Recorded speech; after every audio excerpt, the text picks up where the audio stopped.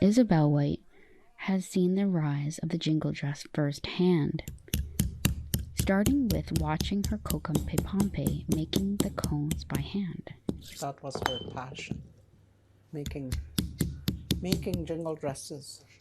There's at least 300 cones, at least 300. That's incredible. Yay. And those cones were done by hand, one by hand. And I remember my grandmother pounding them. I could hear it now, how she pounded those jingles one by hand. On the floor, she sat on the floor. She felt really proud. And it gave her life, It gave her life, gave her energy. And this one was... She says she was one of the original 4 women to travel powwow in the 1970s with Maggie White and the Whitefish Bay Singers, who brought the dress and the dance with them. And Maggie was the mother of the Whitefish Bay Singers. So, and I was one of the Whitefish Bay Singers, and Evelyn was. So we're the ones traveling, So we're the ones, I guess, promoting the jingle dress or make it known. I don't know how to call it, but because we were traveling with them. She remembers how powwows didn't know what category to put them in. I remember one place in Wikwamikong. We're the only ones jingle dress. These younger people, they come and look at our jingles and they even touch them like, what's that? Really? Mm-hmm. When was that? That was 42 years ago.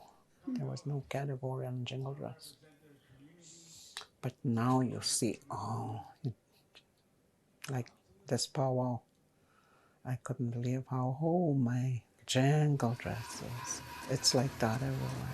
Following Dancing Jingle for the first time in her home community during the 50th anniversary, Nokmigwaning's Willow Crow went to the Kenora's Lake of the Woods Museum to pay respect and to learn more. My name is Braden Murray, and I work here at Hughes. And these are some of the jingle dresses we have in our collection. These ones are quite old. We suspect they're from around the 1940s. Oh, wow. Yeah. So in 2019, we had an exhibit on the jingle dress, featuring many of the dancers from Whitefish Bay. So this is the exhibit catalog to be able to help kind of share that story. In 2019, the Kenora exhibit showcased jingle dresses and the region's origin story, along with photography with now Toronto Photo Laureate Nadia Quandabins, who is from the region. It was excellent. Colorful and bright, and there was audio visual, the sound of jingles. It was a great summer exhibit. I came in for the exhibit actually. Yeah, before I started dancing, because I only started dancing August of last year. Oh, is that right? Mm-hmm. Yeah, and just this past weekend I was able to dance in my home community in Nokmigwaneng the first time ever. Nice. Yeah, it was so amazing. Yeah. The director shares how the region has been an international hub of inquiry around the origin of the jingle dress. We're just really kind of getting some momentum, and the pandemic hit and everything else, but we still do get calls from time to time, people Googling jingle dresses. And I got a call from a lady in Washington, D.C., and she was wondering about jingle dresses and sort of wanted to know more, and she saw, she was Googling and found the exhibit.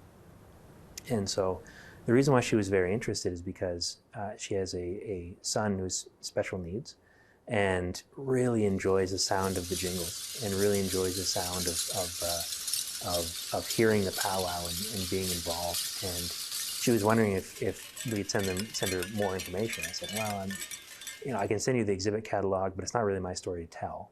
But I can send you these resources. I can send you information and kind of other places to look. And so it's really neat that people are reaching out to us, and it's really neat that we can help kind of share that information as well. Oh, I could cry. That's so beautiful. Thank you for sharing. Do you think about anything when you hear the jingles? When I hear the jingles, yeah, I think about like rattles, like how they're used in ceremony, like to cleanse people's energy.